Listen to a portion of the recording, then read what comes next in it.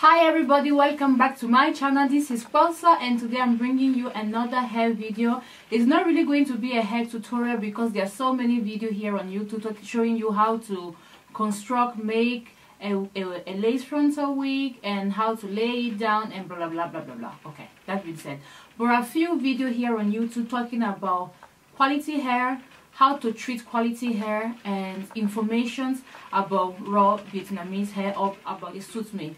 But today I wanted to talk also about this other texture, which is my second favorite texture, which is curly hair. And especially since I discovered this texture of Vietnamese, curly hair is one of my, is among the curly hair, is my favorite curly hair.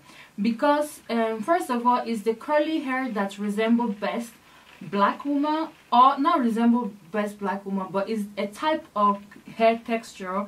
And how it comes out, it look more realistic. It's not too fine, in my opinion. Is the hair, Vietnamese hair is very thick as a hair. It's not fine like Indian hair or other hair you may source out from Chinese vendor. So when they make curls out of this texture, it have that appearance of, you know, rawness that maybe, you know, some black women may have naturally in their hair, and it's a texture I really like. Now, what am I going to tell you is that product, but generally speaking, most of their hair compared to what you get on AliExpress or for your direct Chinese hair vendor is a higher quality hair. Okay, Vietnamese hair is okay, it's good for people who like thick hair, people who like either higher luster or lower luster, but it's not a good hair for people who are lazy in their hair treatment, in treating their hair or taking care of their weave or wigs or whatsoever.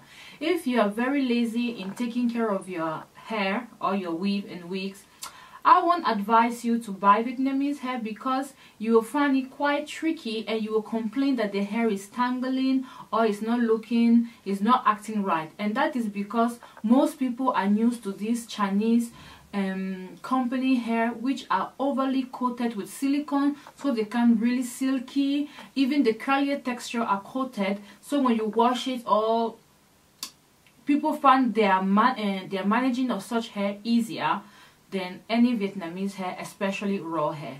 But let me tell you the truth, once you try raw hair and know how to treat it, girls, you'll never go back to other texture unless it's some stylish things going on, like some trends about bob or something else that you want a quick weave or wig to put on your hair for a week or two or a month, then okay. But once you try Vietnamese hair, I think also Cambodian hair, all those nice thick lusher type and race of hair, you will never go back. Okay, what do I mean by it's difficult to treat? Now, Vietnamese hair, either straight or curly, like prepping. And prepping means that when you put the wig, before putting the wig on, when you wash it, you have to wash it with quality product, and it like conditioning, like a proper conditioning, not just quickly wash and do. No, it like proper conditioning, and every texture should be conditioned with a product that is designed for that texture. What do I mean? Like for this curly hair, this is the third day it's on my head, and I'm going to remove it because it's 3 days now. Is a sort of glueless application with the got-to-be glue. I mean, just look how nice it is. Okay, and I don't want to take this hair to work, especially with coronavirus and other things. I work in hospital, so I don't really want to, you know, take my pretty hair to work and all kinds of things most of the time. But just to say, this texture is so beautiful. I'm going to remove it and wash it now. And when I'm going to wash it, I'm going to wash it with shampoo. Shampoo, I usually use a generic shampoo. I use mostly the Tresemme products, but you can use any one as long as good quality shampoo. And then when it comes to conditioner, I like doing a cocktail, what I consider a cocktail of conditioner. What does it mean? Okay, this is raw hair, which means this is its unprocessed hair. It's not silicone coated, so I need this hair to retain its luster, to retain hydration, and to retain its curl back. So what I do, I mix conditioner, one for dry frizzy hair, mix it with conditioner for curly hair, and then I mix it with another conditioner for generally, you know, conditioning hair, you know, to rebuild the hair. So I mix the 3 conditioners together and then apply it on the hair or the wig or the weave, depending where you have it on. And I usually like pour 1 second, third and massage it into the hair, and then I leave it to rest for half an hour to an hour, and then I rinse this wig very well. Once it's rinsed, I let all my curly texture, all of them, even the body wave one, unless I'm in a hurry, okay, unless I'm in a hurry, I let them to air dry or put them on the heater. Before putting them on the heater, I like to spray some heat conditioning on my wig. Generally speaking, I just found that it does give a different, even though I'm not blow drying curly texture, but spraying heat conditioner, and I will show you exactly which one I'm talking about. So it's this one by Tresemme, is the Care and Protect Seal in Shine, and they have also the Smooth and Shine Blow Dry Mist. Okay, so this one I use it when I'm going to blow dry my body wave, but also with the curly one I just like to spray a bit in it because I found that it gives a little bit of that shine I like, and I use this and I spray a lot of the Care and Protect Seal in Shine and heat protecting spray, and then place my wig on the heater if it's winter, or simply let it air dry in the summer. Okay. When it comes to lace, that is what I wanted to talk about also. Vietnamese hair vendor, I divide them also in people who are up to date with lace products, and not all of them will have good quality lace products. Like some of them will have very good quality hair, they will give you a lace product like a frontal or a closure, and the lace is just horrible. And other companies are not even properly good in ventilating on lace. Like you will see when the frontal come or the closure come, it will be extremely full, and the hairline will be another story, and you have to put in a lot of work to make it natural. This is what happened with this frontal I'm wearing now. I try my best to make it look as nice and natural as possible, but guys, I really have to work on this frontal because it was like Barbie baby doll frontal, how thick it was.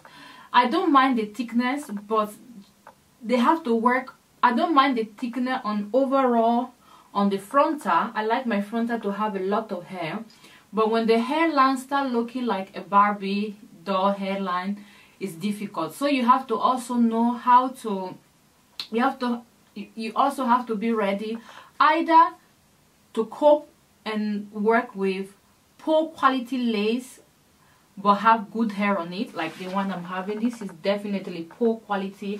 Let me see if you can see. This is poor quality lace. I try my best because, and guys, their frontals are so expensive.